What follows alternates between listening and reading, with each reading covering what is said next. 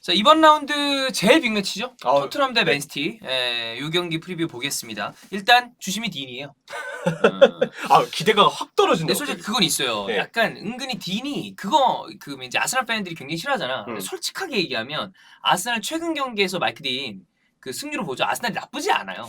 아 맞아요. 그거 의외던데. 그러니까 그거를 많은 분들이 딘에 대한 어떤 그 선입견 때문에 그런데 저도 몇 해 전에 기록이 딱 나온 거예요. 이 딘 이를 딱 봤는데 아니 생각보다 높은 게 아니라 꽤 그냥 높아. 그러니까 아예 승률이 높아졌어요. 그래. 네. 근데 이제 우리가 예전에 있었던 그런 임팩트, 그다음에 딘의 어떤 관중 기질 때문에 아 그쵸. 이게 되게 이게 머리에 깊게 박혀 있는 거구나라는 생각이 좀 들었었어요. 요즘은 그래서 오히려 다른 주심들이 개객기가 되는 경우들이 좀 많잖아요. 에킨스.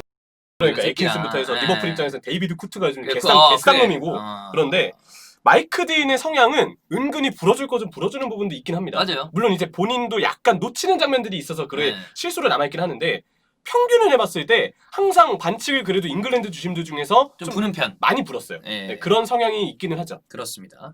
자, 지난 시즌 맞대결에서는 이게 토트넘이 오히려 좋습니다. 네.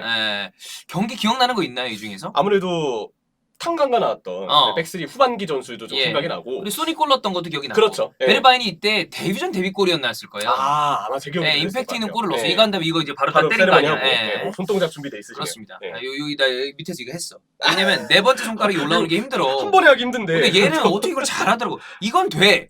근데 얘는 네 번째 손가락이 올라와요. 골 넣기 전에 이렇게 하고 하나? 여기 약간 그 있잖아 옛날에 웨스트사이드. 이거 모르나요? 투팍? 웨스트사이드? 웨스트사이드. 투팍 샤카 몰라요? 예, 그건 잘 몰라요. 웨스트사이드 그도 그럴 것이 투팍이 이제 세상을 떠난 게 너 태어나기 전이구나. 94년도에 노토리어스 B.I.G랑 저는 1896년생인데.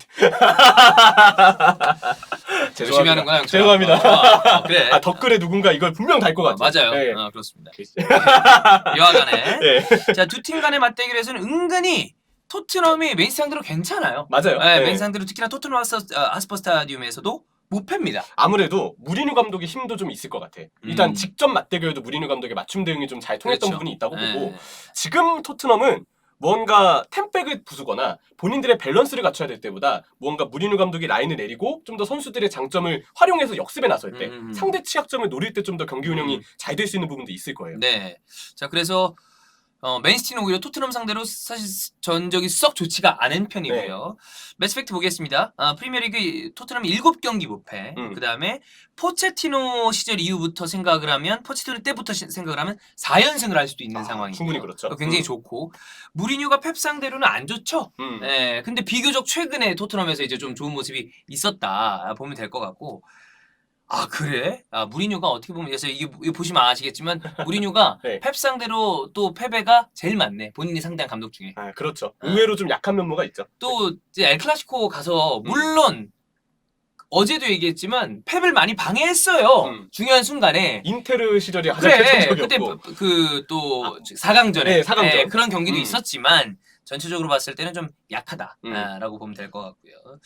맨시티는 최근 7경기 10골. 이거는 10-11 시즌 이후에 가장 적은 공격력이다. 공격수의 줄부상이 아무래도 그렇죠. 컸을 겁니다. 제수스가 그래도 좀 돌아왔으니까. 그게 굉장히 결정적이에요. 그리고 돌아와서의 모습이 나쁘지 않아요. 일단 복귀 전 바로 골을 넣었고 그 이후에 리버풀전에서도 좋은 활약이었으니까 제주스가 있고 없고의 차이가 의외로 저는 굉장히 크다고 보거든요. 왜냐면 제주스가 있을 때 펩 과르디올라로서도 강팀전에 좀 더 전술을 다양하게 가져갈 수 있는 옵션이 생기고 무엇보다 제주스를 떠나서 전문톱이 한 명은 있어야지. 그렇지. 지금 맨시티의 스털링을 제로톱으로 세우는 구상은 또 페란 토레스를 제로톱으로 세우는 게 스털링보다 조금 나아 보이긴 하지만 그래 보여요. 어쨌든 강팀전에서는 특히나 스트라이커 한 명은 무조건 있어야 한다. 괜히 축구에서 공격수 포지션이 있는 게 아니죠. 그렇습니다.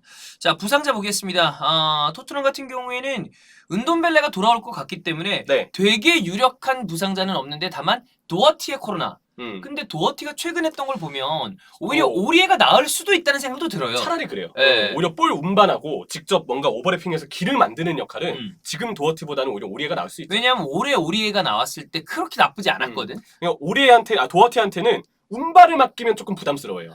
이 선수는 어쨌든 조금 자유로운 롤을 주면서 박스 안쪽으로 직접 네가 밀고 들어가서 뭔가 공격 포인트를 만들어라.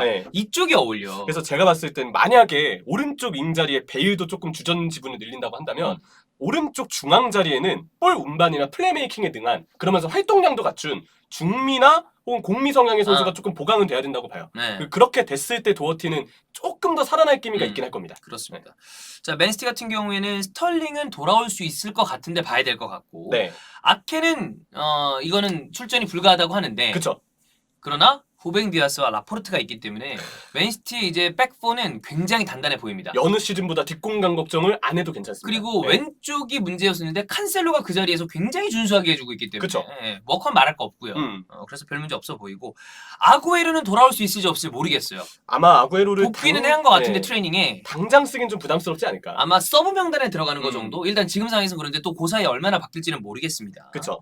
페르난지뉴, 뭐 맨디는 훈련은 참가했다고 합니다. 이 정도 보면 될 것 같고 최근 흐름은 토트넘은 좋고 맨시티는 찍고 올라오는 느낌이야. 네.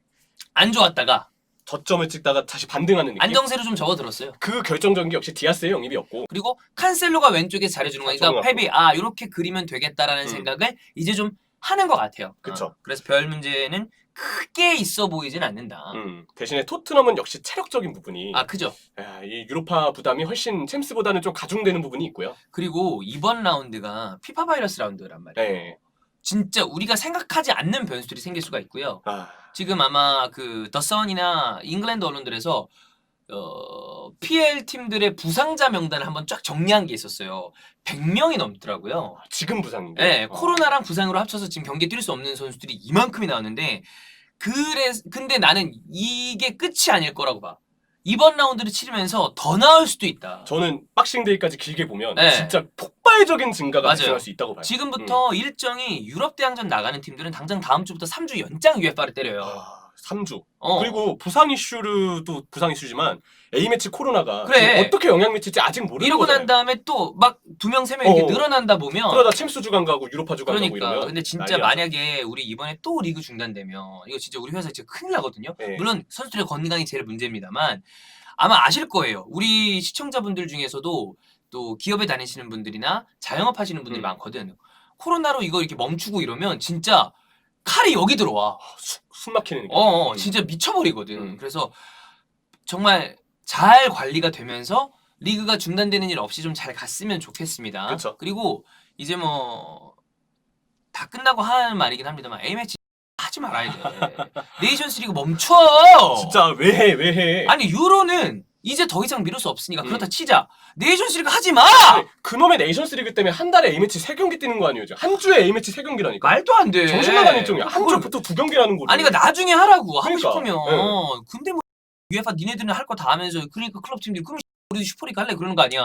가장 이해가 안 가는 게 유로를 굳이 할 거면 개체질을 하나로 정하고 물론 이게 어려운 과정일 수 있지만 지금 시국에 12곳의 국가를 오가면서 경기한다는 게 이게 말이나 되는 그러니까 이게 이미 그렇게 일인가? 정해져 놓은 상태니까 어쩔 수 아마 없긴 하겠지만 그 국가의 도시들도 준비를 다 해놨을 거 아니에요. 그거를 나가시키면 이 도시들의 피해가 너무 막심하기 때문에 그런 건 있겠죠. 이해는 하는데 지금은 지난 시즌에 NBA 같은 데가 이제 모아서 했잖아. 딱 올란도에서. 그런 것처럼 그렇게 하지 않으면 이거는 감당이 안 되는 수준이니까. 그쵸. 네. 뭐 이미 그렇게 정해졌기 때문에 이해는 합니다만 어려워 보여요. 우려가 많이 되는 거죠. 네, 그렇습니다. 여하간에 예상 베스트 라인업은 이 정도인데 우리가 네. 포인트를 생각해 봅시다. 형철이가 보는 맨체스터 시티 포인트는 좀 어떤 게 있을까요? 일단 먼저 제주스가 아구에로가 벤치에 있다고 가정했을 때 제주스가 어떻게 톱 자리에 구성할 것이냐 여부거든요. 근데 만약 이 생각도 해봐야 돼요. 아구에로가 톱으로 나왔을 시 제주스를 윙포워드로 빡 빼게끔 해서 토트넘의 측면 공격에 협력 수비를 시킬 수 있는 방안도 충분히 계획해 볼 수가 있는 거죠. 이게 그러면 네길론이나 오리에 쪽에 대한 제주스의 1차적인 수비에도 어느 정도 보탬이 될 수 있으니까. 그리고 그렇게 막히고 나면 중요한 건 뭐냐면 이제 최근에 토트넘을 이끄는 공격은 역시 소니와 케인입니다. 네. 그 뒤에는 이제 호이베르가 있겠죠.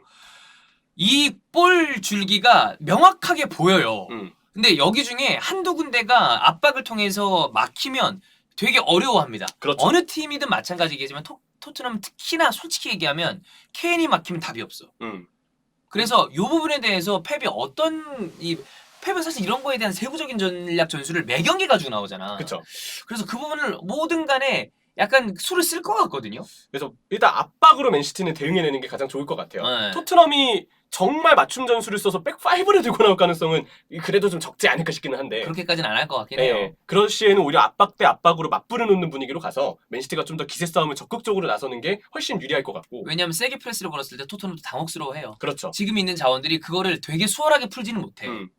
그럴 시에 또 하나 좀 생각이 드는 부분은 포덴의 위치. 필포덴. 예, 아마 균도안을 그래도 중앙 미드필드로 쓰고 두겠죠. 예, 포덴을 아무래도 윙포드 자리에 좀 배치할 가능성이 있지 않을까 싶은데 그래서 요즘 보면 뭐 위치가 세부적으로는 좀 바뀔 수 있겠지만 로드리랑 그다음에 균도안이 약간 투 볼란테 느낌으로 좀 서고 근데 또 그럴 때는 또 호뱅디아스 하나 있고 어떨 때 보면 라볼피아나처럼 또 로드리가 내릴 때 이거 뭐 사실 이 맨시티의 어떤 그 포메이션은 열어서 직접 뛰는 모양을 봐야 돼. 그렇죠. 예. 2-3-5일 때도 있고 2-3-2-3일 예. 때도 있고 아니면 하니까. 또 요즘에 또 3-3-3 하나 느낌일 예. 때도 있어. 그쵸. 예. 근데 제일 저는 맨시티에서 좀 기대가 되는 게 페란 토레스의 폼입니다. 페란 일단 A매치 독일 잡고 이번 왔거든요. 독일전 해트트릭 예. 기가 막혔고 전차 군단인지 뭔지 그 세 방 때렸단 말이야. 예. 그리고 페란 토레스가 최근 리그 경기에서 제주스랑 아구에로 다 못 나올 때 올라왔어요. 톱 자리에서 점점 괜찮았습니다. 점점 좋아졌어요. 예, 그런 폼에 지금 A매치에서의 폼 그리고 그치. 마레즈의 부진한 활약까지 어느 자리가 되었건 페란 토레스를 이제 적극적으로 기용할 때가 되었고 토트넘전을 통해서 검증받을 차례가 왔다. 그치. 예, 저는 페란 토레스의 활약을 좀 많이 예고하고 싶어요. 토트넘의 경우에는 역시 케인 손흥민이고 음. 불안한 거는 수비 쪽에서의 어떤 그 부담감? 아, 저는 이거는 백포 전체라고 보이는데 네. 어쨌든 레길론이든 뭐 도어티든 오리에든 뒷공간에 부담이 있는 팀이에요. 그렇죠. 거기에 대해서 무리뉴가 어느 정도 수비적인 스탠스를 취할지 아니면 그냥 원래대로 했다가 뒷공간에 대한 그런 공략이 들어갈 거란 말이야. 뭐 그게 스털링이 됐든 마레즈가 됐든 아니면 하프 스페이스로 돌아들어가는 선수가 됐든 거기에 대해서 무리뉴가 어떤 식으로 좀 대처를 할지 저는 그리고 하프 스페이스를 어떻게 막을 수 있을지. 그거 막히면 맨시티는 어려워하거든요. 네. 예. 그러니까 그걸 막아야 되는 게 급선무인데 그렇지. 문제는 토트넘도 단순히 지금 플랜 내에서 하프 스페이스만 막는다고 생각할 시에 시소코 혹은 호이베리가 지나칠 정도로 후방 위치로 내려설 가능성이 커지고 그러면 이선과 미드필드 사이 간격이 벌어져서 그럼 고립이죠. 공격으로 전환이 어려워질 수 있는 환경도 조성될 수 있어요. 네. 이거 저는 이 두 감독을 봤을 때 두 감독 다 플레이의 뚜껑을 열어봐야 알 것 그치. 같거든요. 어. 근데 어쨌든 토트넘은 하프 스페이스를 막는 게 1차적으로 중요한 과제가 될 거고 그에 따라서 발생하는 부작용을 어떻게 덜어낼 것이냐. 그리고 맨체스터 시티는 강한 압박으로 어떻게 토트넘한테 맞불을 놓을 것이며 페란 토레스처럼 폼이 살아나는 선수들이 어떻게 활약할 것이고 디아스, 라포르트 돌아와서 얼마나 굳건하게 뒷공간을 또 막아줄지 이 포인트들을 지켜보는 게 아주 재밌을 경기라고 생각돼요. 그렇습니다. 이 경기가 빅매치이기 때문에 또 네. 기대를 해주시면 되겠고 소니가 또 맨시티한테 잘하거든요. 아 맞아요. 요것도 우리가 기대를 해보면 좋을 것 같습니다.